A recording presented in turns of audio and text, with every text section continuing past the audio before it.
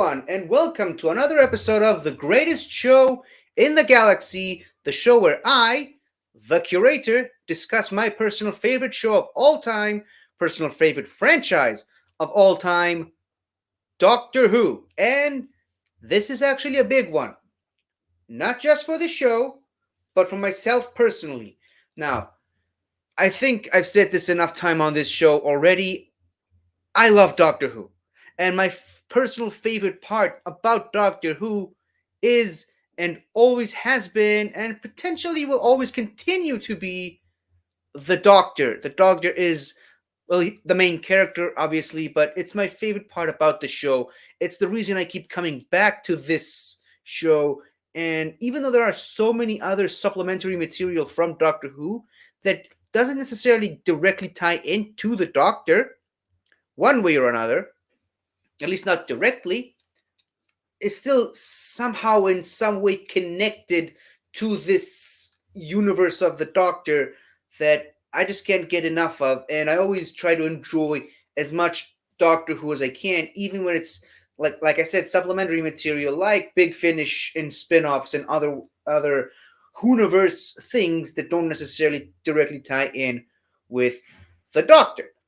And this is something that I've actually been wanting to do for a very long time.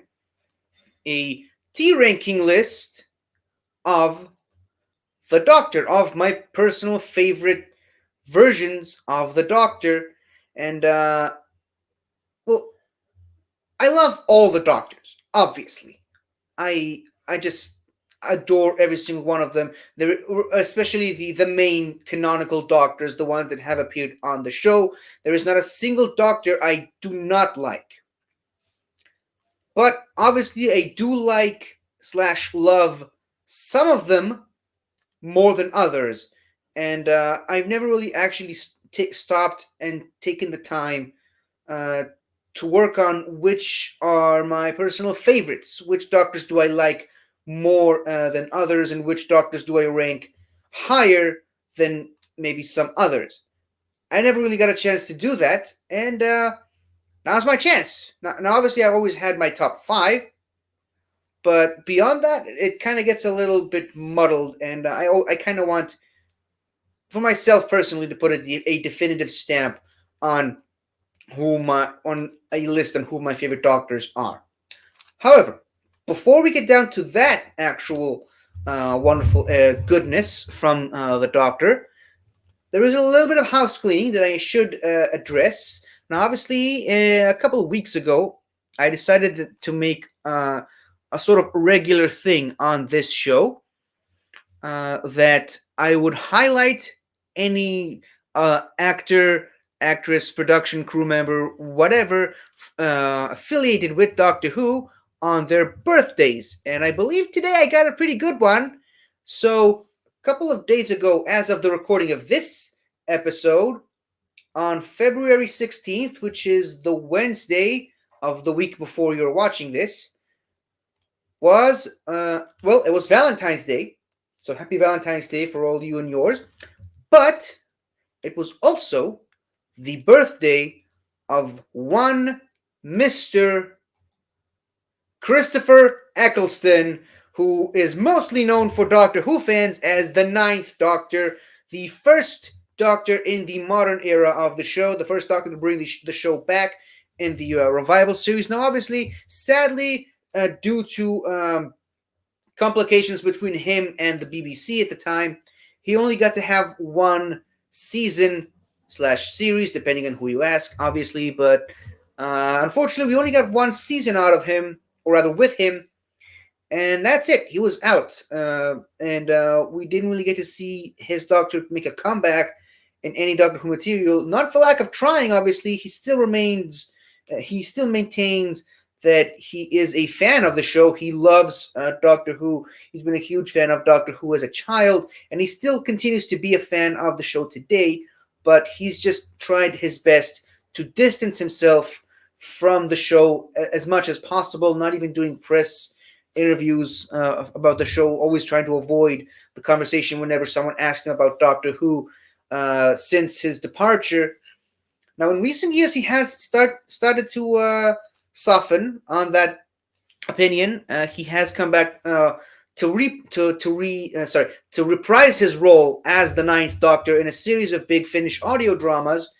He's got his own series of box sets. I've listened to the first one that he did called Ravagers. It's really, really good, and I believe they just now released the second part, which I believe is called Lost in Time or something like that. It's got Cyberman, it's got the Brigadier in it, last I checked. So, but I haven't got a chance to check it out yet. And I believe it was also part of the massive crossover event, Time Lord Victorious, which was a couple of years ago. So, yeah, and hopefully, hopefully, we get to see more of him. Hopefully, he comes back for the 60th anniversary special next year. I'm crossing my fingers, but and hopefully, if not then maybe some other type of Doctor Who material. We still have him. Uh, he's doing the Big Finish stuff. Maybe he will decide to do some other stuff with his Ninth Doctor. And obviously, because of the departure, there are so very few Ninth Doctor stories um, outside of the show, out of the televised episodes. But like I said, and also in recent years, we also got a bunch of Ninth Doctor comics and novels that we didn't have before. So it's great that we still have more material from and with this Doctor that we can enjoy. Christopher Eccleston celebrated his birthday on February 16th, as I mentioned, and he is now 58, which actually puts him at the exact same age as the show itself for a few months until November comes around. But yeah, thank you, thank you, Christopher Eccleston. If you're watching this, I can't see why you would, but thank you, Mr. Christopher Eccleston. We quite literally could not do this without you, and if you haven't brought the show back into our lives and into our hearts. You will always be one of my personal favorite doctors. I know some people on this very same channel have Christopher Eccleston as their personal favorite doctor of all time, and for very good reason, because his signature season is considered one of the best and was a great entry point for a lot of people into the show. So thank you, Christopher Eccleston, and may we see more of you in the future. Now let's get down to the actual business of this show, something that I haven't done in quite a while, a tier ranking list. Now, obviously, if you go on to the actual tier maker, uh, there is an actual one for Doctor Who doctors, which you can see it right here. This is the official one from the tier ranking list website, a tier maker. That's the name of the website. I apologize. So yeah, these are all the doctors that you can see here. If you go to the official one made by the website, and you can see all the televised doctors. Even the War Doctor is here, but I saw this and I decided that I don't like it because it doesn't have enough doctors for my taste. There are way too few doctors for me to choose from, and I am just not going for it. So instead, what I decided to do is I made my own tier ranking list of Doctor Who doctors, which is this. There, see, much better, much better. Am I right? Way more doctors, and obviously, I actually took the time to arrange every single one of those doctors in chronological order, according to when they made their debut on the show and various other media. And yeah, I got plenty of doctors to play around with, and plenty of doctors to make a full hour-long show with. Now, sadly, because as I mentioned earlier, going back to this picture that I brought up earlier, I'm not familiar with every single one of these doctors that you see on screen right here and now. So sadly, unfortunately, I only have about 40 doctors in this tier ranking list, which kind of sucks, but hey, it is what it is. As much as I know about Doctor Who, I still have my limits, and I have actually explored every single Doctor just yet. But uh, I will remedy that situation eventually. Sorry, I just lost control of my mouse for a second there. And obviously, as you can see here, we have 5 tiers with which to rank all of these Doctors. We have Great, which is my S tier, highest of the highest Doctors that I have in my top 5. And I would even go so far as to say my top 6. So yeah, the Great Doctors, I don't know, great just feels a much higher praise than the word good or fine. So I just went with great as my S tier. Good is the A tier for me because, The Good Doctor is a thing that exists in our world. It's a TV show. That's how I know the name. So yeah, Good Doctor. Yeah, which, like I said, good is at a lower level than great. That's why it's below the great. Fine Doctor is actually a direct reference to the show. It's from an episode that I tend to like more than most people. An episode called Flatline, I should say. And in that episode, the 12th Doctor, Peter Capaldi, long story short, he's trapped inside a miniature TARDIS, and Clara is basically running around pretending to be the Doctor, badly, if I might add. And right before the main climax of the episode, the Doctor tries to say what he believes is his final words to Clara in a dying TARDIS. He says that she was good and she made a very fine Doctor. Now, obviously, I would like to point out that he was half freezing to death and was suffering a severe case of oxygen starvation. So, yeah, that could be why he decided to make that outlandish comment when he did. But either way, he still made it. It's a part of the show. And I do consider the word fine to be at a lesser level than good, and especially a lower level than great, which is why it's the B tier. As for the C tier, we have obscure doctors that I do enjoy seeing. Just I tend to enjoy other doctors much more than seeing these doctors in particular. So yeah, they are obscure. They're not doctors that I don't particularly enjoy. They're just they're obscure, and I don't really get what the deal is with them beyond just entertainment value. Then there's Doctor What, because obviously the show is called Doctor Who, so I just went with Doctor What for the bottom F tiers. Obviously, like I said, I love all the Doctors in their own way. Just these are just the Doctors I don't particularly enjoy seeing as much as maybe the obscure Doctors. I don't. I accept that they are a part of the show. Just I'm not really looking forward to revisiting them whenever I do a full Doctor Who rewatch. So I think after I explained all the tiers, I believe it's time we get actually done with the main meat and bones of this episode. Starting with the very first Doctor, William Hartnell, the first Doctor, the first actor to ever play this iconic character, and a Doctor I tend to love more than most people. Obviously, for obvious reasons, the first Doctor is not necessarily considered the most beloved of the classic era Doctors. He's very grumpy. He's angry. He gets upset when he doesn't get his own way, when people don't listen to him.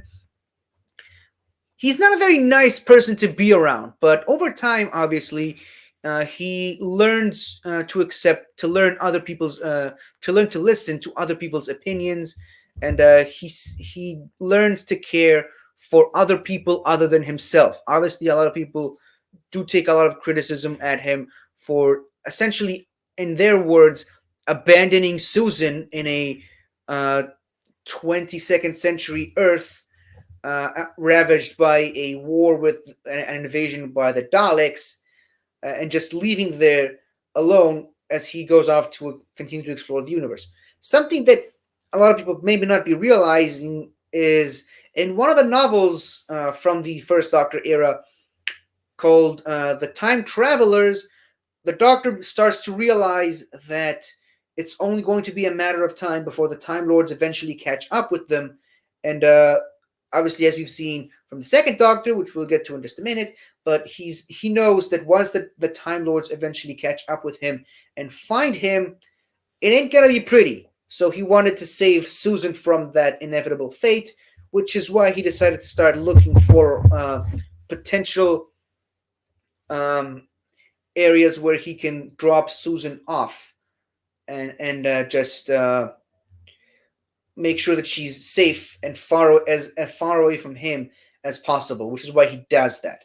And in my opinion, this Doctor in particular goes through the biggest character change out of all the other Doctors. Maybe not the biggest, but one of the biggest changes. He's a completely different Doctor by the time he reaches his end and regenerates than when he starts. And when you see him in the first couple of episodes, I do admit he's a little bit insufferable in his first few stories, but you learn to love him over time, and he really does fill in the role of the lovable, kind, and sometimes grumpy grandfather type character pretty nicely, expertly acted by the wonderful William Hartnell, who unfortunately, due to health concerns, could no longer play the character, which is the reason why we have regeneration in the first place, which is why the show in and of itself has lasted for as long as it did. So, in my opinion, this is an S tier level Doctor, and he's my personal third favorite Doctor on my personal top 5. So yeah, we will get to my number 1 and my number 2 in just a minute, or maybe a couple of minutes. But for right now, I'm putting him in the great Doctor tier, the S tier, because, well, obviously he's the first, so naturally he's going to be the highest, regardless of when you place him. Even if I would have placed him here, he would technically be the highest. But nope, he's the highest of the highest for the time being. But now we have to start talking about, where is it? And of course, the stupid StreamYard thing. Completely missed it. This sometimes happens. Hold on, give me just a second. I was hoping to avoid that, but here we go. Peter Cushing. We talked about him last week. Peter Cushing, also known as the movie Doctor, more specifically the Dalek movies Doctor. Obviously, most people by now know Peter Cushing better for playing Grand Moff Wilf Tarkin in Star Wars: A New Hope, and obviously in other people know the character of Tarkin for various other stuff, but he's the one that played Tarkin in the very first Star Wars movie. But several years before that, he actually played Doctor Who. Not the Doctor, just simply Doctor Who. Dr. Who. That was the full name of the character. And he basically played... it's weird to explain it, but I think I went over it last week. It's basically he plays it's an actor who got to play a version of the Doctor within the fictional universe of Doctor Who. It's sort of a TV show inside of a TV show. It's very meta, and the 11th and 10th Doctors have actually expressed feelings that inside the fictional world of Doctor Who, they are fans of the Peter Cushing Doctor, who got to play essentially a younger version of them on a fictional TV show within a fictional TV show universe. Again, it's a very meta Doctor. However, unfortunately, that's about as far as it goes for me. I know he's supposed to be playing a version of the William Hartnell Doctor, which, as I've already mentioned, is my third favorite Doctor. And unfortunately, because he's so high on my personal list, it's going to be very, very hard trying to top that. And he doesn't quite, I don't think, manages to measure up to the William Hartnell stuff. Now, obviously, he does very William Hartnell-ish things in the 2 Doctor Who Dalek movies that he appears in. It's just he doesn't have the same charm and charisma that the William Hartnell actor has when he's playing this particular part. And to be honest, I much prefer him as Tarkin in Star Wars, So for the time being, I'm going to put him right here at obscure. However, I will express my feelings that I do still enjoy the Dalek movies for what they are. I just don't take them too seriously, at least not as serious as maybe the people who made them take those movies seriously. So, in my opinion, he's sort of low on my list, but I would, at the time being, regardless of whoever comes up after him, I think he should remain at the very top of the obscure because I do tend to enjoy that particular movie, those particular movies myself personally. Next, we have the second actor to ever play, well, on the TV show, that is, the second actor to play the Doctor. We have the second Doctor, Patrick Troughton, the cosmic hobo, right there with his little recorder that he keeps playing from time to time on the show. Now, this was a massive dramatic change from the grumpy and angry William Hartnell Doctor to a much more cheerful, happy, and comedic, almost goofy Doctor, or other goofy portrayal of the Doctor. It's almost like a 180 change from one Doctor to another, which is a good thing, I will say, because whenever you're recasting the main actor of your show, movie, franchise, whatever, you don't want the successor to be a carbon copy of the predecessor. Obviously, a lot of people have expressed their complaints regarding that the current Doctor, Jodie Whittaker, is just a carbon copy of the 10th Doctor, David Tennant. I would argue against that, but we're not discussing either one of them right now. We're discussing Patrick Troughton at the moment. So I just wanted to use that as the example. I think Patrick Troughton managed to capture a brilliant take on the Doctor that is still, for all intents and purposes, essentially the Doctor. He still carries the Doctor's essence within him. He's just a completely different person that still somehow manages to stay the same. Which, if it sounds confusing, guess what? We are discussing Doctor Who here, so confusing is kind of par for the course at this point. I will say, though, I don't particularly consider Patrick Troughton to be one of my personal favorites. He's actually pretty low on my list.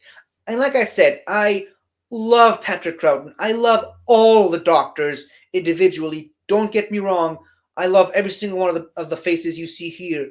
Obviously, some more than others, but Patrick Troughton is just one of those that is not as high on my list as maybe some of the other Doctors that you see here on the list are. I know he's very high on the list for a lot of other people, but not for myself personally. So for the time being, he's my first fine Doctor. He's a very fine Doctor that I still enjoy seeing a lot, and I very much enjoy revisiting his episodes, but I don't particularly enjoy seeing him as much as I would have enjoyed the William Hartnell Doctor or some of the other Doctors that we are about to discuss on this very same video. Now, obviously, I wanted to put the potential Doctors. You can barely see me. Hold on.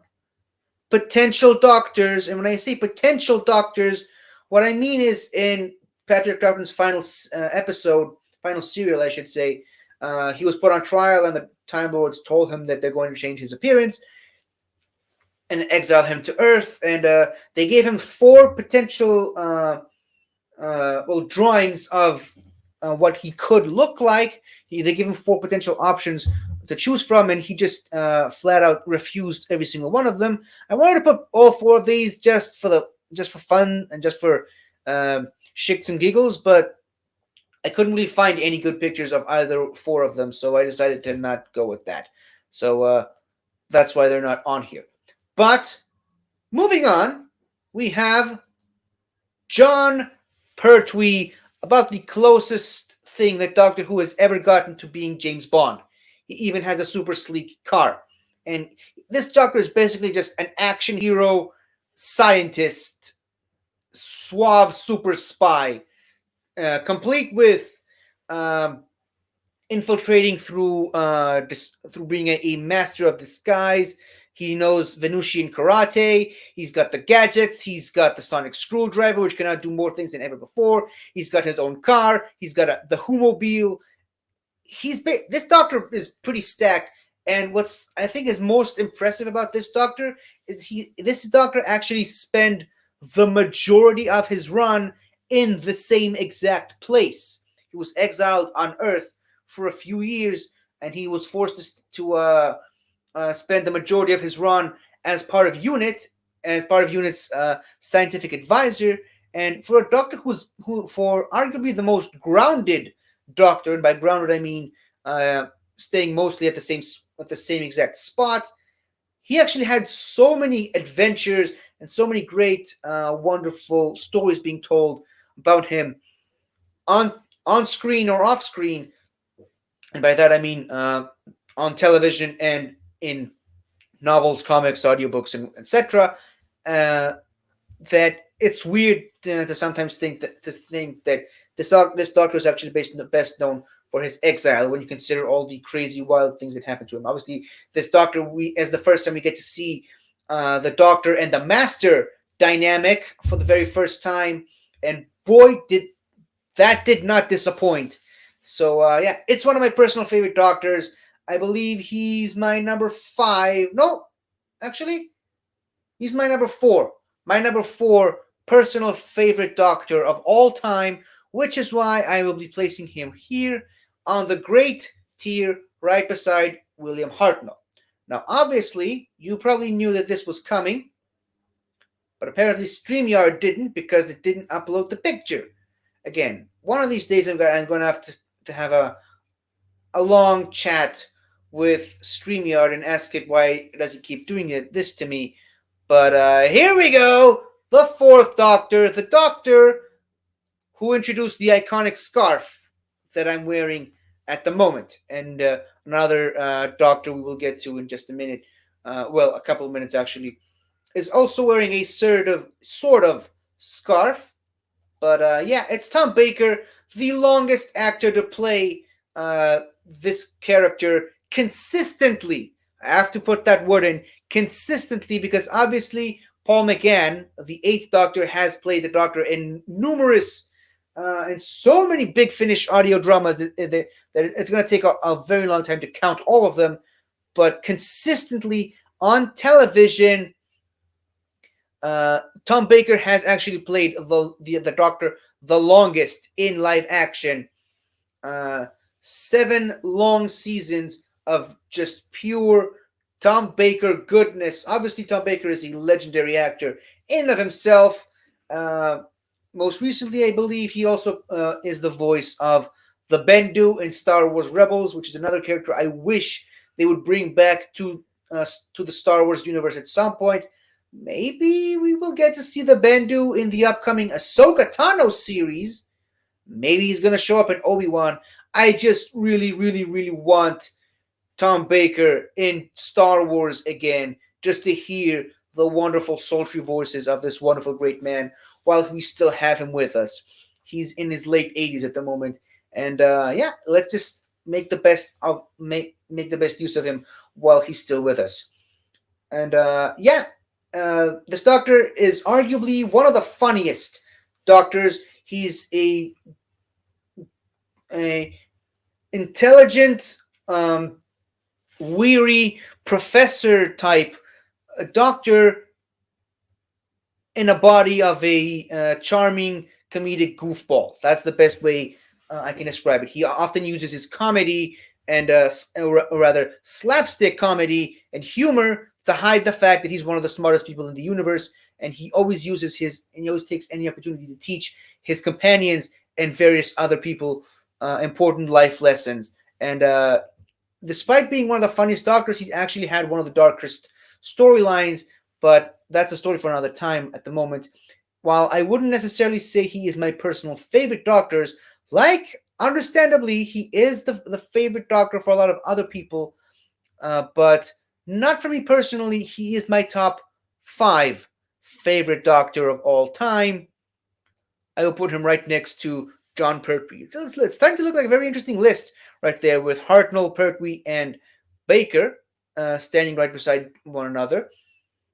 But yeah, he's my number 5 personal favorite Doctors. Now, some people might be upset about this. Some people might not like it, but you cannot deny that this is still a part of Doctor Who history and mythology. The Morbius Doctors. We talked a little bit about them last episode, so I'm not going to spend too much time talking about these guys. Essentially, they are 8 incarnations of the Doctor that predate the William Hartnell incarnation that we all know. They were all introduced in the Brain of Morbius episode to suggest the idea that there is more to the Doctor than we originally knew. And obviously they were used to help defeat Morbius, and they're still, in my opinion, still a part of Doctor Who history. If for no other reason than for the fact that we actually have members of the crew portraying each of these pictures, some of which are still involved with Doctor Who till this very day. Some of them have actually produced and directed episodes in the modern era of the show. Yeah, so they are directors, writers, and producers of the show that just took a quick picture and forever immortalized themselves as members of the Doctor's long list of incarnations. And we'll get to why that storyline is so controversial eventually on this very same episode. But that being said, the Brain of Morbius episode is not one of my personal favorite episodes. Obviously, it introduces so many great things to come and sets up so many things for Doctor Who's future. It introduces us to the Sisterhood of Karn. It introduces us to the character of Morbius, and again, the idea that not every Time Lord is necessarily a good one. As a matter of fact, most of the Time Lords we see on the show aren't particularly good ones, but we're introduced to Time Lord science and Time Lord technology and Time Lord mythology in a way we never got to see. But overall, it's not one of my personal favorite episodes. And the Morbius Doctors just happen to be a part of that episode. And not necessarily they're the reason why I don't particularly like that episode as much. But yeah, I'm tempted to put them in either Dr. What or Obscure. But I will put them at the very bottom of Obscure for the time being, if for no other reason than mainly because the idea of these Doctors has been expanded upon in the most recent, the more recent, I should say, Timeless Children storyline. I know a lot of people have their issues with that storyline, which is perfectly understandable. I understand why people would get upset about it, but at the same time, it is a part of Doctor Who lore, just as much as any of these guys, just as much as most of the people on the screen we see right here and now.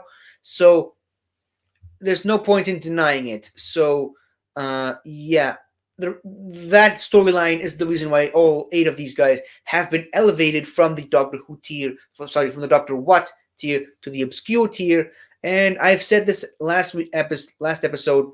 I would very much like to see stories being told with these particular Doctors and see what kind of adventures they've been on. Whether they were a part of the division or not is completely irrelevant in my point. They are still the Doctor, and I would like to see more stories with these Doctors in action. And I personally kind of think that their choice in outfits very much fits the Doctor's motif. And like I said, I would like to see more of these Doctors in action. So, it's that. Speaking of a non-official Doctor, we have the Watcher. It's another one of those obscure figures. So basically, it's in Tom Baker's final serial, I should say, Logopolis. The Doctor and Adric are constantly being followed by this mysterious, nebulous figure that looks like this. And this figure's true motives and purpose are never really revealed at all throughout the entirety of that 6-part serial. I believe it was 6 parts. And you only really get to know what this character... And even at one point, the 4th Doctor is having a conversation with this character on a bridge far away from the companions, and you don't actually get to see or hear what they're talking about, but you gather from their conversation that The Doctor now knows exactly what needs to happen and now knows exactly what he needs to do to help stop the Master. And right at the very end of the story, after the Doctor falls off the Pharaoh's Project satellite, and basically he's confronted by every single one of the enemies he's seen throughout the 7 years that he's played the Doctor, and obviously every single companion he came into contact with throughout the Fourth Doctor's run, which is slightly where Stephen Moffat got the idea for every single companion in the modern era of the show appearing right before Peter Capaldi starts to regenerate, and then refuses to do so. Story for another time. But yeah, right as the Doctor is confronted by all the enemies and seen and revisiting all the companions he's had throughout his tenure, all he says was, and this is the Fourth Doctor's final words, and maybe I should consider doing a episode about each Doctor's first and final words, but that's just pinning it down for another time. The Fourth Doctor's final words in that moment are, "It's the end, but the moment has been prepared for," and he reaches out to this figure, the Watcher, who just randomly appears out of nowhere, and the Watcher sort of merges with the Fourth Doctor, causing him to regenerate into his fifth incarnation, which would then lead to believe that this figure right here is a future incarnation of the Fourth Doctor that failed to regenerate, reverberating back through time, meeting his fourth incarnation, warning him about everything that's going to happen and why he needs to be prepared. And that's why the Fourth Doctor is prepared when the time comes for him to regenerate. That's why he says, "It's the end, but the moment has been prepared for by this character." But sadly, most of it remains to be pretty nebulous and never really explained, and a lot of it is kind of headcanon for a lot of people in fan fiction. So again, I understand why they put that. They kind of wanted to keep the mystique of the Doctor and make the Doctor continue to have this mysterious persona. There's a lot of era of mystique around the Doctor, which has the veil has sort of been lifted in very recent years, which again is one other reason why I think the Timeless Children storyline makes sense for the Doctor, because it makes sure that the Doctor is this mysterious, nebulous creature that may or may not even be a Time Lord to begin with.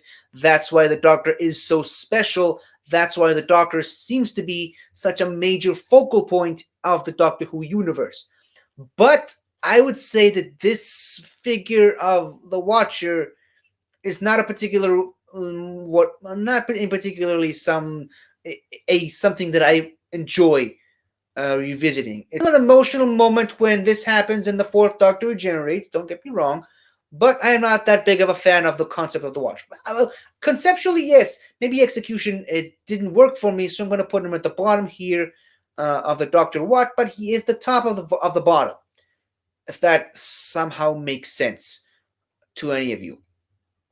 Moving on, we have the Fifth Doctor and David Tennant's personal favorite Doctor of all time, Peter Davison, the guy who used to wear cricket outfits, play cricket, and also wear a celery for decoration, which the main purpose of the celery was only really revealed in the final episode. In his final story is that he's allergic to certain poisons, and if the celery turns purple, he needs to eat the celery to make sure he just to give his immunity system a bit of a boost. I don't know. It's a weird conceptual thing. For the majority of this Doctor's run, he just carried around his celery. No one really knew why until the very final episode where it's revealed that this happens. And ultimately, we never really actually get to see that aspect of the Doctor in action. For the most part, he's just carrying around a celery because it's the Doctor and he's quirky and he does weird things. So, yeah. Overall, I'd say Peter Davison, while he's still a magnificent Doctor in my opinion, he's personally not really one of my favorites. And I usually lump him into the same category as Patrick Troughton. Now, whether or not I consider him to be above Patrick Troughton or not is still up for debate. And I'm still debating that at the moment myself. But I would go so far as to say that, oh wow, this is tougher than I thought. This is the main reason I never actually have a definitive list of ranking all the Doctors from best to worst, in my opinion. Just I don't know. For the time being, I'm just gonna keep them like this. I'm gonna put Trouten over Davison because we kind of need to move on. We're getting close to the 1 hour mark, and that is usually when I start getting yelled at that I need to wrap up the episode. But next we have Richard Herndall, the first. How should I put this? The first actor to get recast as the first Doctor. In a way, he is playing the first Doctor, the William Hartnell Doctor, specifically for the 5 Doctors special episode that was the 20th anniversary special of the show. It's just, obviously, as you may have already guessed by now, William Hartnell was already dead at this point, long gone, and they really wanted to have the first Doctor appear in this special, so they just cast Richard Herndall as the first Doctor. Now, Herndall himself only really passed away a couple of years after the special, but he did manage to portray a version of the first Doctor for that special. Now, here's the thing. In my personal opinion, out of all of the actors who got to actually play a version of the first Doctor, other than William Hartnell, he is my personal least favorite. Now, there's nothing against him specifically. I just don't think he manages to capture the essence of the first Doctor enough. I think there are plenty of other actors, or well, not that many, but there are other actors that manage to portray the William Hartnell-ness of the first Doctor better than this actor. So for the time being, I'm going to put him in obscure. Now, obviously, when I say he doesn't manage to, he's my least favorite out of the people who have played a version of the first Doctor other than William Hartnell, I am not counting Peter Cushing in that category because he's playing a completely different thing, a completely different concept of the Doctor. Next, we are back to an official Doctor, a more official Doctor, Colin Baker. For a very long time, everyone's least favorite Doctor. People did not really like Colin Baker's portrayal of the Doctor. Now, I do see what they were going for. It's something new, fresh, original, trying to make the Doctor sort of an arrogant, for lack of a better word, prick of a character who always views everyone, who always sees himself above most other people, and always believing that he's right in everything.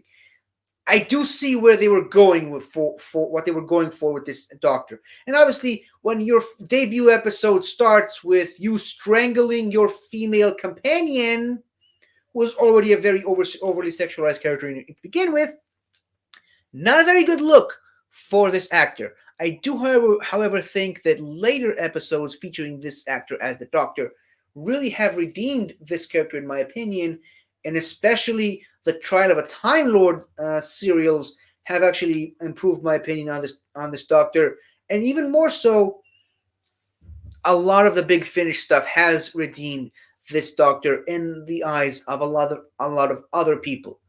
I happen to be in a very weird position with this Doctor for actually liking this Doctor more than most other people initially when I was first introduced to him. So I'm going to put him right here in the good Doctor tier, but at the very, very, very bottom of the the A tier of Doctors.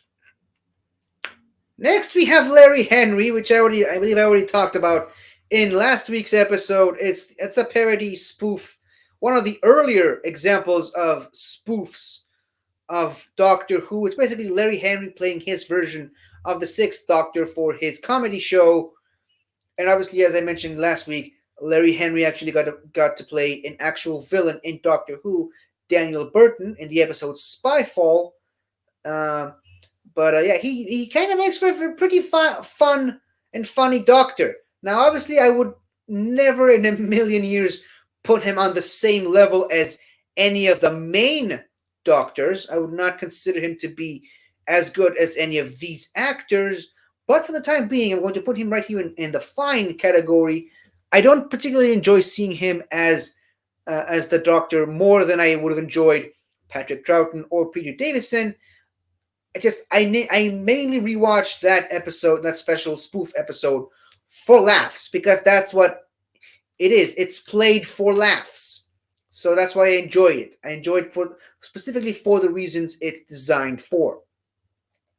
And next we have the Vallyard, who originally was a villain in the Doctor Who universe, who played kind of an antagonistic role to the Sixth Doctor in the Trial of a Time Lord serials, and actually, in my opinion, the main reason why that season works, why it's so good, and why the Colin Baker era is worth the watch, specifically for the interaction between the Sixth Doctor and the Vallyard, who is considered to be somewhere between the Doctor's 12th and final incarnation. Now, obviously, as the show eventually went on past the 12th incarnation of the Doctor, we kind of got to learn that wasn't really wasn't really a thing, and lots of people have their opinions on what the Vallyard should be.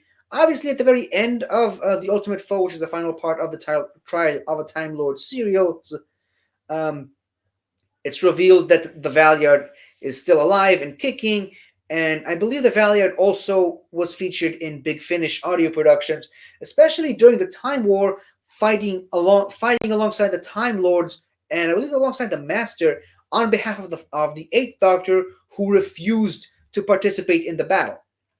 Now, I do enjoy, like I said, the reason in my opinion that those episodes work is mainly because of the Vallyard. Again, I wouldn't put him on the same level as any of these Doctors, but I certainly enjoy him very much as a villain. Again, the purpose he was designed to be. He's still on a much lesser plane than any of the official Doctors, but he's still good enough to be in the fine tier, in my opinion. Next, we have Sylvester Mccoy, the Seventh Doctor, another Doctor who uses his comedic sensibilities and goofiness to hide a much more intelligent and sinister persona behind him. This Doctor, especially towards the end of his televised run and throughout the majority of his off-screen run in the New Adventures novels and Big Finish productions, this Doctor was a master manipulator who often used his friends and often used other people as pawns on a giant chess game, which he always manipulated towards his favor in order to win. While I do enjoy certain aspects and certain episodes of the Sylvester McCoy era, and I haven't really gotten a deep dive into all the New Adventures novels, he's still lower on my list of favorite Doctors, but I definitely would put him above both Peter Davison and Patrick Troughton. So I do put him at the very top of the fine Doctor tier. And next we have the Eighth Doctor, a Doctor who has only appeared in a movie and a special short mini episode in live action, but has gone on to do so much huge work on Big Finish, and has arguably the largest library of stories under his mantle and the largest roster of companions out of every Doctor. Again, for what I've seen, I wouldn't necessarily go so far as to put him in the good tier just yet, because again, I only mostly saw him in the TV movie, The Night of the Doctor, and Blood of the Daleks, which I mentioned last week. and I haven't really gotten that big of a deep dive into his character through the Dark Eyes series and through various other Big Finish productions. So for now, I would say that Paul McGann, the Eighth Doctor, is a fine Doctor, which I would definitely rank above Peter Davison and Patrick Troughton, but not above Sylvester McCoy, in my personal opinion. And again, this is all subjective. This is all my personal opinion of all of these Doctors, so no reason to take that personally. Just take it as face value. From my experience with these Doctors, this is how I would rank them. And then there's this guy, Rowan Atkinson, who plays a spoof version of the Ninth Doctor in the wonderful Curse of Fatal Death, which I am definitely considering putting as a standalone episode on this channel one day, on this show.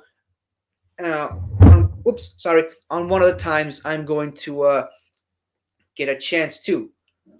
He plays a very well balance of being a comedic Doctor, a spoof Doctor, which is what he's meant to be, but he also does play a pretty good Doctor in and of itself, regardless of the fact that he's meant to be a spoof, which is kind of funny, and I definitely enjoy that.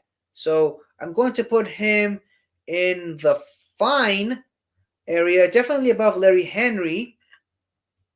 And you know what? Because I enjoy revisiting that spoof so much, and because it's produced and written by Stephen Moffat, which I consider to be one of the best writers of all time, TV or otherwise, I'm going to put him above the Vallyard for the time being. Also in the Curse of Fatal Death, we have his immediate predecessor on that very same spoof, played by Richard E. Grant, which is playing a version of the 10th Doctor. Now, obviously, you all know that the 10th Doctor is my personal favorite Doctor of all time. Nothing's going to change that. This is not the 10th Doctor. It is a version of a potential 10th Doctor, played by Richard E. Grant. And I'm going to tell you right now, I like it for what it is, but he's definitely not as good as the Rowan Atkinson version. I think Rowan Atkinson is definitely the best version of that particular type of Doctor in the spoof. And I would say he's obscure. I do enjoy seeing him, just not quite as much as the Rowan Atkinson Doctor. And then there's another incarnation of the Doctor in The Curse of Fatal Death, played by Jim Broadbent, who also went on to play Horace Slughorn in the late Harry Potter movies. But yeah, out of all the Doctors in The Curse of Fatal Death, this one actually might be my least favorite. I never really get the idea of this Doctor. For some reason, he keeps bouncing on his feet, checking something on the floor, which is never really explained, which is a completely Doctor thing to do, but, I mean, I don't know. I never really particularly enjoyed that, so I'm going to put him at the bottom of obscure. Maybe even above the Morbius Doctor. However, something else involving Jim Broadbent is this completely wacky and off-the-cuff version of the Doctor. I don't particularly know when this happened. I'm pretty sure it's another spoof taking place either between the Sixth Doctor or Eighth Doctor, or right after the show's cancellation. But yeah, he's played by Jim Broadbent, another version of the Doctor, and I'm pretty sure I know which spoof it is. Otherwise, I wouldn't have put it on this tier ranking list. And I definitely enjoy this version of the Doctor, the spoof version of the Doctor, more than the other Jim Broadbent character and the Richard E. Grant character. And finally, from The Curse of Fatal Death, then we have Hugh Grant, who also played a version of the 12th Doctor in The Curse of Fatal Death. Sadly, though, we don't really get to see too much of him in that spoof. He's very brief, he goes up pretty quick, but he does manage to deliver a nice speech right at the very end there. So I think I would put him right above the Richard E. Grant version of the Doctor. Now, finally, for that particular spoof, we have Joanna Lumbly, technically the first female Doctor, who is also the 13th Doctor, and an episode produced and written by Stephen Moffat. Again, it's weird how these things happen from time to time, especially in a show like Doctor Who, or a franchise like Doctor Who. But, I mean, she's a doctor of sorts, and she's a woman, and she's the first female Doctor. And I honestly don't really know where to put her. She comes right at the very end of The Curse of Fatal Death. And I think I put her right there between Richard E. Grant and Hugh Grant. And a Grant sandwich, sort of. Well, she's a sandwich in between two Grant slices of bread. Or maybe even above Hugh Grant. I don't know. The speech at the very end is kind of nice. So, yeah. And he does go out with a pretty interesting running gag in that special. So, whatever. And that's spoof. And then, speaking of Richard E. Grant, we have him from the animated Scream of the Shalka episode, which I mentioned last week. That, I mean, I don't know. I am not a big fan of the Scream of the Shalka. I would rewatch it occasionally, but I don't particularly remember what happens there. I sometimes tend to fall asleep while watching it. And the Richard E. Grant Doctor in that animated special is not really one of my favorites. I would put him right here in the Doctor What, right above the Watcher version. The most recent incarnation that I have personally been exposed to is this. I don't even know if that's a proper picture, but seeing as how as I couldn't really find a proper picture, this is the one I decided to go with, and it's a picture of Jeffrey Baildon. I believe that's the name of the actor, Jeffrey Baildon. He plays a version of the Doctor in the Doctor Who Unbound series, which I mentioned, which I went into in great detail last week. It's sort of a what if series for Doctor Who, and I've only finished listening to the first episode of that series, Old Morality, which is actually very good. I really like that. It's a very enjoyable take on what would have happened if the Doctor never would have left Gallifrey. So it's a very interesting take on the Doctor Who mythology, and we get to see. It's a great way to explore Gallifreyan mythology in and of itself.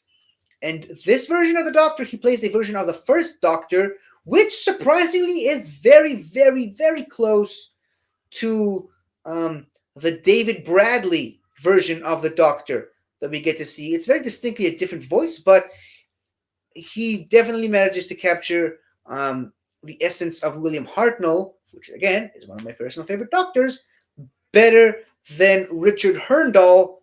So I am going to put him, for now, because I've only seen the one episode of Unbound listened to it once, I'm going to put him in the fine tier, but at the very, very bottom of it, because I haven't seen as much of this Doctor just yet. The aforementioned birthday boy here, Christopher Eccleston, the ninth Doctor, a lot of other people's favorites. I seem to have really run out of time here. I'm almost over the 1 hour mark, but I'm pretty sure that right now, since we're in the modern era of Doctor Who, I don't need to really take too much time to focus on these Doctors anymore. It's the ninth Doctor. He's one of the best, and while I don't consider him on the same level as the elite Doctors, I wouldn't put him in the great Doctors tier. He's definitely a good one, really well above Colin Baker. And then, obviously, again, I don't need to spend too much time talking about this guy. The 10th Doctor, David Tennant, my personal favorite Doctor of all time, and in my opinion, will always continue to be the best Doctor of the show, always and forever. he's the 10th Doctor. He's my favorite Doctor. He's my number one, and he's at the very top of the S tier. There's no other way I can put it. He's the best. He's David Tennant, and he's a legendary level actor beyond just Doctor Who. But Doctor Who, in my opinion, is my personal favorite thing he's ever done. However, we can't really talk about David Tennant's Doctor without actually taking this other version of David Tennant into account, the Meta-Crisis Doctor. Again, I get what they were going for. Conceptually, I understand the idea, but I wouldn't put him as high. Definitely not as high as the actual David Tennant, but maybe just because it's David Tennant, I would definitely put him in obscure for the reasons that he came into existence in the story that he appears in. But because it's David Tennant, I would put him above Peter Cushing. And I never thought anyone would dethrone Peter Cushing as for being at the top of the obscure, but here it is. Also, the Dr. Donna is another thing that we kind of have to discuss. I love Donna much more as a companion than I love her as the Dr. Donna. I still do love and enjoy the Dr. Donna persona, and I do think I like her more than the Meta-Crisis Doctor, so I'm going to put her above the Vallyard. There. What's next? Well, that's it for some obscure versions of the Doctor. Now we're back to the main Doctors with Matt Smith, a lot of people's personal favorite Doctor of all time.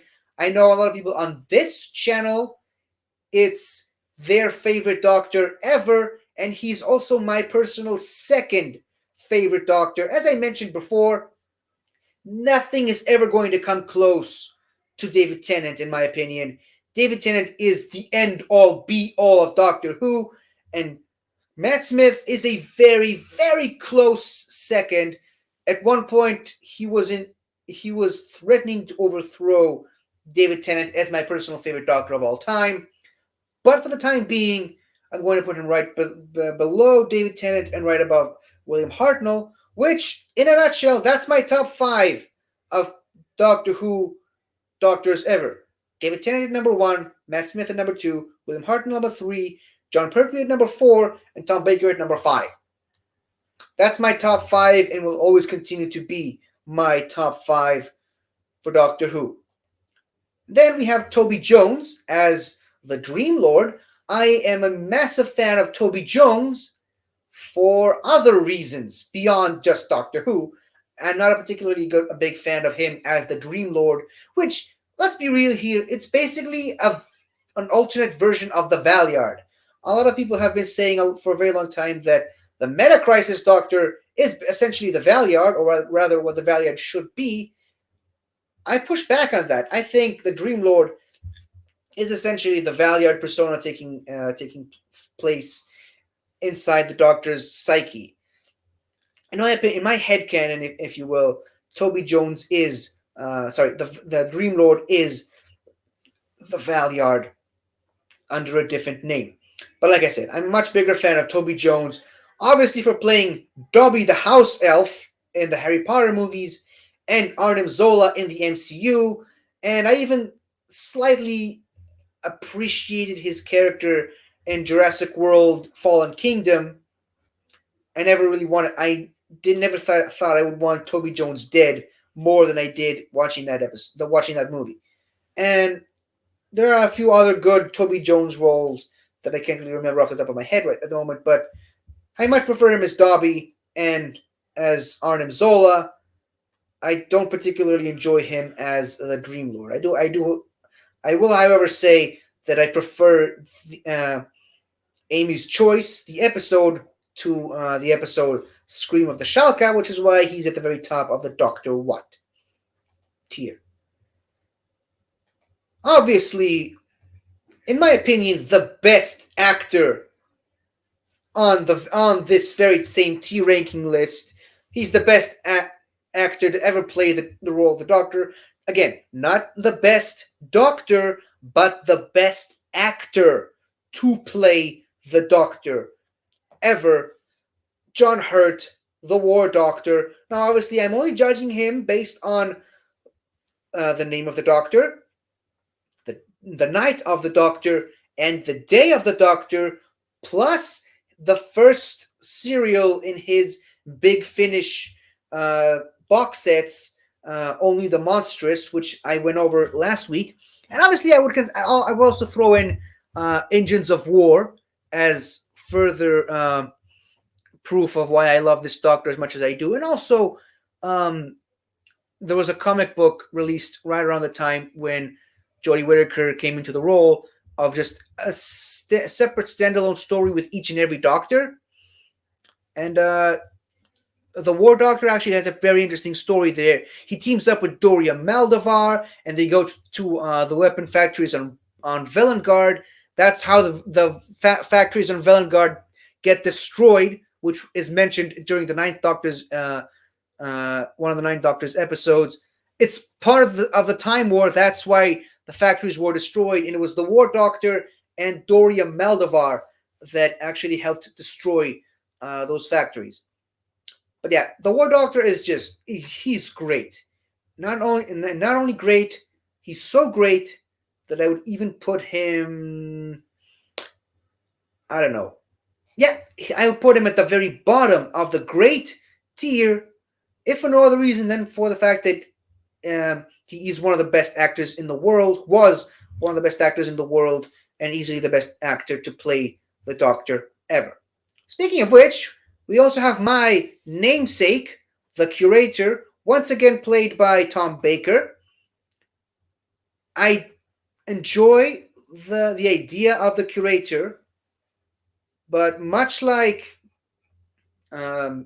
this character, which is also a Fourth Doctor era thing, much like the Watcher, this character still remains very nebulous, and I love the idea that they're still trying to keep the Doctor a mysterious type character, mysterious nebulous type character.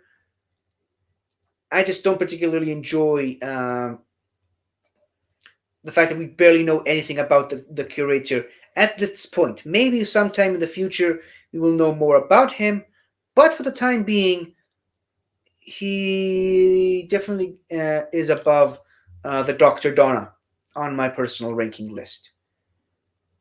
And then, obviously, we gotta talk about David Bradley as the first Doctor. Out of all the people that have gotten a chance to play a version of the first Doctor, not named William Hartnell, this is my favorite. I think he's the closest one to nail the William Hartnell persona without actually being William Hartnell.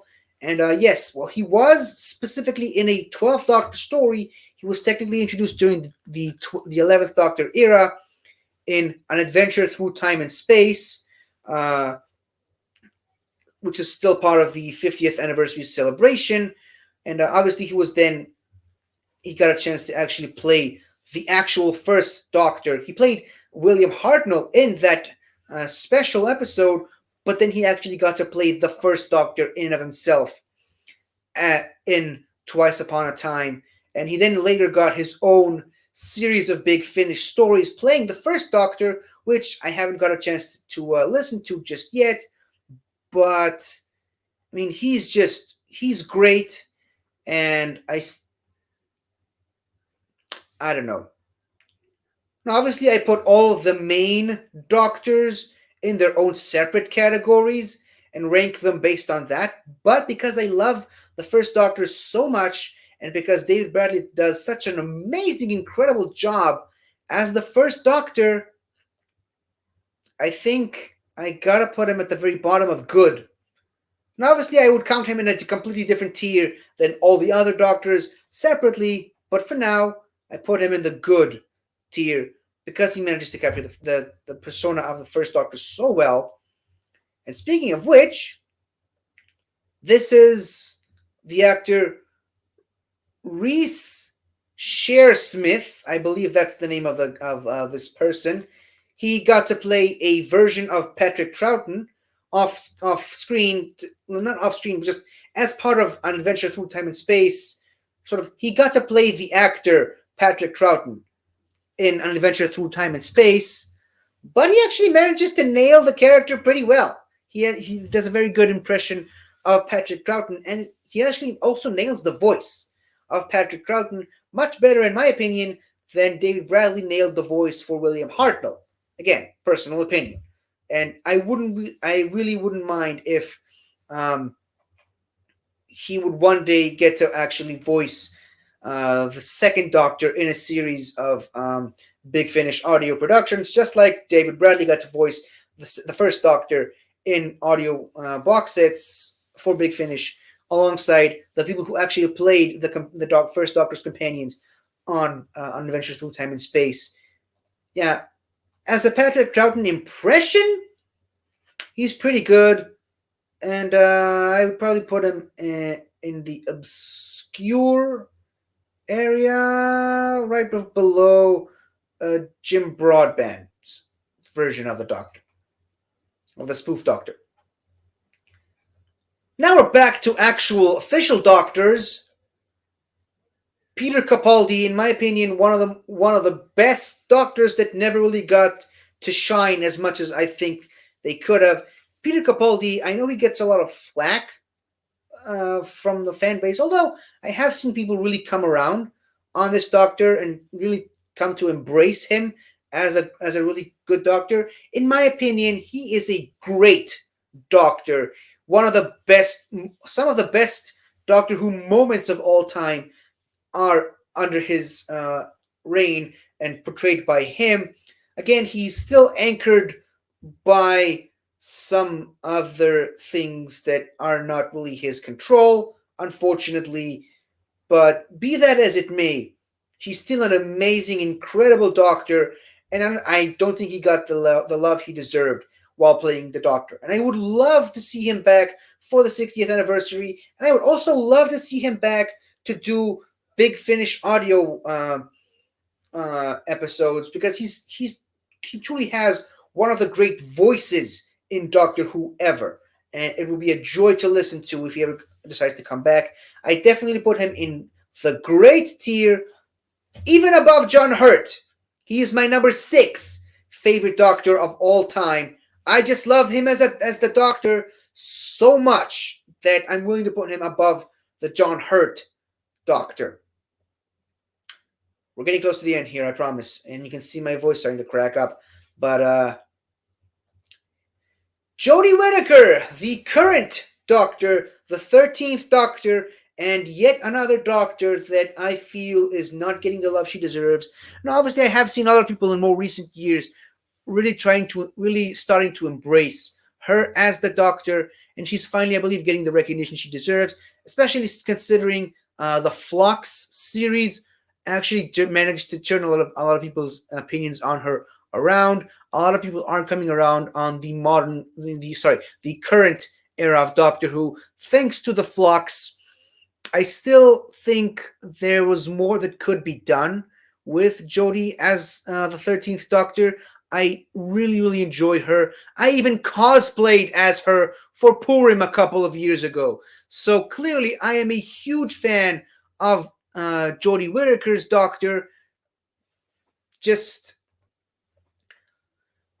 I think a lot of the legitimate complaints about Jodie Whittaker being the Doctor, a lot of them are very legitimate. She doesn't really necessarily stand out as much as some of the other Doctors. She doesn't necessarily stand out as, obviously, David Tennant or Matt Smith, but Peter Capaldi.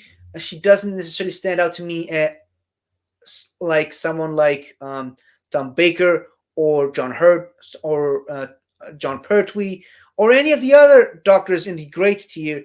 And she's not a great Doctor. I do, however, think she's a very good Doctor, and in my opinion, even better than Colin Baker. And maybe her last 2 episodes can sway me, but for the time being, I will put her below Christopher Eccleston's Doctor, especially since he's really being elevated right now, thanks to Big Finish Audio Productions, where we actually get to see and rather listen to the Ninth Doctor again. And then there's Joe Martin as the Fugitive Doctor, and here's where a lot of the complaints about Jodie Whittaker are really coming into the forefront of people's minds. A lot of people are actually saying that Joe Martin managed to impress them and embody the persona of the Doctor in one episode than Jodie Whittaker has managed to do so in 3 seasons. And sadly, I get it. I see the complaints. Obviously, we have seen Jodie Whittaker in more episodes, which is why I personally believe that Jodie Whittaker is better as the Doctor than Joe Martin. However, I cannot ignore the fact that much like John Hurt before her, Joe Martin actually managed to win people over, myself included, in one episode, which is something that Jodie Whittaker, in my opinion, and a lot of other people's opinions, still struggles to do so for a lot of other people. And obviously, like I said, a lot of people have come around on Jodie Whittaker since the Flocks, and I do definitely believe that Jodie Whittaker's second season is a much-needed improvement over her first season, and Flux is one of the best ideas to come out during the Chris Chibnall era, which is saying something in and of itself. But yes, Joe Martin's Doctor is she's great. She perfectly embodies that version of the Doctor the way she's supposed to. And I would love to see more of the Fugitive Doctor in the future. And I would even go so far as to say that I put her above Patrick Troughton and Peter Davison's Doctors. That's how much I am a major fan of the Joe Martin Doctor. Final two, which kind of can be lumped in together, we have... Oops, sorry.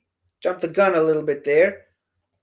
We have this guy, Brandon, which we don't necessarily know who or what it is. It was mainly featured in the episode Ascension of the Cybermen as what I like to call, as well, a lot of other people like to say, the Ireland flashbacks. And in my opinion, the Ireland flashbacks are the best stuff in that episode. And I do enjoy Ascension of the Cybermen more than most people, but the Ireland flashbacks are just some of the best stuff in it. And first time watching it, it had me guessing and on the edge of my seat every time it came up, because just the mystery of who this guy is and why are they lumping this guy's story into the middle of this other story that involves the Doctor battling the Cybermen at the very edge of the cyber wars. And while I will say it's one of my favorite parts about that episode in particular, and I believe I actually have another picture of Brandon as an old man. Obviously, we're counting both of these as the same entry on this list, but yeah, here's Brandon as an older man. I would love to finally, maybe in Jodie Whittaker's final episode, we'll finally get the conclusion of all this storyline, this massive storyline of the Timeless Children, where she finally opens up the watch and we get the reveal of the missing years and what happened to her. And I have a feeling that that's what Chris Chibnall is going for. I don't think he would make such a big deal out of the watch just for him to throw it away, just like the Doctor did. But for now, regarding Brandon from the Ireland flashbacks, because I love that storyline so much, I'm willing to put it at the very bottom of fine. And yes, we all knew this was coming eventually. We have the Timeless Child / the Timeless Children / the Foundling, as most people tend to call it. The multitude of incarnations of the Timeless Child, which was found by Tecteun, and the Foundry, and the many lives that Tecteun experimented on until eventually she managed to extract the secret of regeneration and implanted it into herself. And then he was able to, after she regenerated, he managed to insert it into every other Gallifreyan, or rather most Gallifreyans, which eventually became the foundation of Time Lord society. And yes, we did get a confirmation by Tecteun herself in Doctor Who Flocks that um, the Doctor is the Timeless Children. I have seen several theories suggesting that maybe the Doctor is Tecteun and the Timeless Child is something completely different. But nope, the Doctor is the Timeless Child, which, in my opinion, I'm going to say this right here now, I'm fine with. I've come around on this storyline, and I actually do genuinely enjoy that storyline, and I really wish more people would, so we get to see the continuation of the storyline in a much brighter light. But as far as these guys, there really isn't much to say about them because we don't really get to see too much of either one of them, and well, they're just there as plot point fodder, and I wouldn't go so far as to put him in the Doctor What, but much like the Morbius Doctors, which came before them or after them, depending on who you ask, I would put him in the obscure tier. And there you have it. This is my. Hold on, is there a way to actually make this full screen? Oops, I haven't even noticed it. Yeah, I put them right there next to the Morbius Doctors. Yeah, I forgot to remove this overlay. But is there a way I can make the share screen? Yeah, there it is. I really hope you can hear me. But yeah, this is my tier list of all of the Doctors that I have personally been exposed to. Now, obviously, there are so many other Doctors. I specifically did not include. Hold on. Let's get back. Oh no. Oh no. Whoa. Yeah. So obviously, there's The War Doctor Begins, which is a relatively newer series of Big Finish stuff featuring a younger version of the War Doctor that I haven't gotten around to listen to yet. There are other Unbound Doctors that I didn't get a chance to talk about, other spoof Doctors that I didn't really get to enjoy or experience in any way possible. The Doctor Who universe is so big that I don't think one person can truly experience all of it. And that's just the way things are. But these are all the Doctors that I could have found that I have personally been exposed to and experienced one way or the other. And this is how I would have ranked them on a personal tier ranking list. Now, obviously, planning to do another tier ranking list next week of the top of the best TARDIS interiors, which one of which is the background that I have chosen for today. I'll show you guys a quick watch. So yeah, next week I'm planning to do a tier ranking list of all the TARDIS interiors, but that is a story for another time. I've already gone way beyond an hour and 20 minutes, and I have a feeling the people who run this channel are definitely going to kill me for this, but I don't care. I'm talking about Doctor Who. I'm talking about my personal favorite thing ever in the history of the universe, and that's just the way it is. Sometimes I'm going to go a little bit overboard in my discussion about Doctor Who. I'm going to keep the plugs to a minimum here. You can check out my personal YouTube channel, 50 Shades of Geek. You can also find me on Twitch. My gaming channel, 50 Shades of Gaming, I think I'm going to retire that because I never really used it too much to begin with.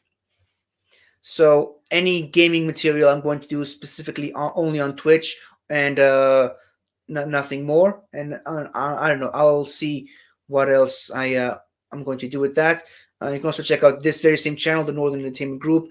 We are experiencing some changes. No spoilers, but some things are going to happen. But obviously, you may have noticed that Northern Unwind is on hiatus, and yeah, we also have Let's Talk About Star Wars on this channel.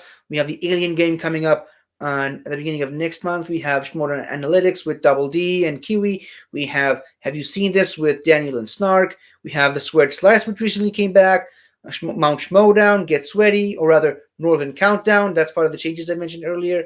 So we got so many shows on this very same channel, and it would mean the world to us if you would consider subscribing and joining us on this journey.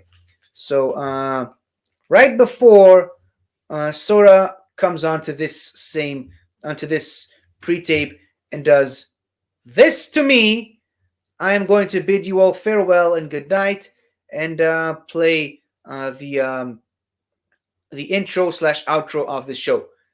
Goodbye for now, everyone, and always remember that bow ties are cool.